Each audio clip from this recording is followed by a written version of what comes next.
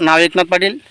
आज मी आलेलो आहे लामणगाव येथील आणि आपण बघू शकता तर मी आज मिरचीच्या प्लॉटमध्ये मिरचीवरती जो प्रॉब्लेम येतो ना गोजापानाचा, हा येण्याचे कारण काय आहे पहिले तर हे शेतकऱ्याला कळायला पाहिजे। ने गोजी मिरची झाली म्हणजे मिरचीवरती कोकळा आला तर डायरेक्ट त्याला कुठलंही औषध घेतोय आणि आपण त्या औषधाने स्प्रे काढतोय, त्याच्याने तो गोजापाना हटत नाही आहे, पिवळापणा हटत नाही आहे। तर असंच आपण एक महिन्यापूर्वी एका शेतकऱ्याला व्हिजिट दिली आणि त्यांच्यानंतर त्यांनी माझ्यावरती विश्वास ठेवला आणि विश्वास ठेवून प्रोडक्ट त्याच दिवशी घेतलं।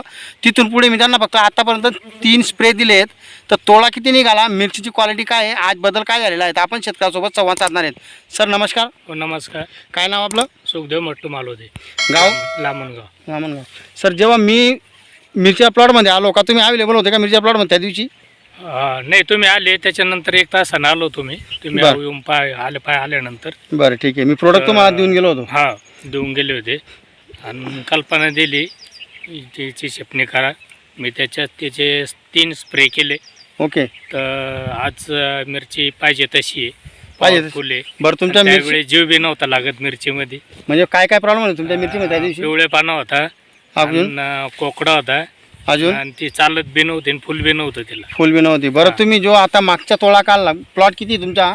हा 12 ते 13 गुंठे। 12-13 गुंठे। मागचा जो तुम्ही तोळा काढला, तोळा कमीत कमी किती क्विंटल होता? 5 क्विंटल पर्यंत निघाला। 5 क्विंटल। बरं, आपलं जे प्रोडक्ट आहे मार्केटपेक्षा महाग आहे की स्वस्त आहे? नाही, स्वस्त आहे आणि पॉवरफुल आहे। पॉवरफुल आहे। रिझल्ट कसे आले तुम्हाला? नंबर 1 आले। रिझल्ट नंबर 1 आले। बरं, आज तुमचा जो प्लॉट आहे या प्लॉटमध्ये आजची चेंजेस काय आहे त्या दिवसात आणि आज? नाही, 4 पट्टीचा फरक आहे।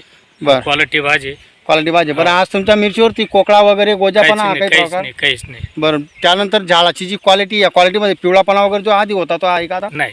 बरं, आता पुढचा जो तोळा लागेल तुमचा अंदाज काय आहे? पुढचा जो तोळा येणार आहे हा तोळा तुमचा किती उतरू शकतो? ते 7 ते 8 क्विंटल निघाला पाहिजे। 7 ते 8 क्विंटल निघाल पाहिजे। म्हणजे शेतकरी 100% समाधानी आहे। आणि बाकी शेतकऱ्यांना तुम्ही काय संदेश देणार?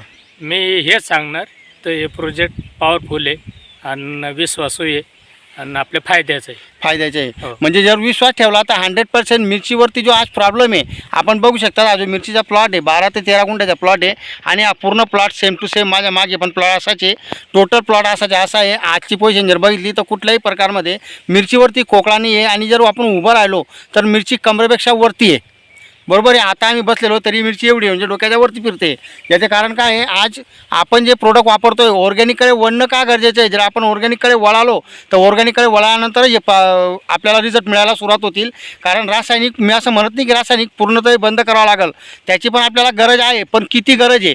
जसं आपण म्हणतो ना, लहान लेकराला दुधासोबत थोडी पोळी पाहिजे नाही, तसं त्याला थोडं रासायनिक आणि थोडं ऑर्गॅनिककडे वळावं लागेल तरच आपल्याला रिझल्ट 100% मिळणार आहे। तर इथून पुढे जर तुम्हाला मिरचीचा प्लॉट असा डेव्हलप करायचा असेल तर माझा नंबर डिस्क्रिप्शनमध्ये दिलेला असेल, तिथून कॉल करा, 100% सपोर्ट करेल। थँक्यू।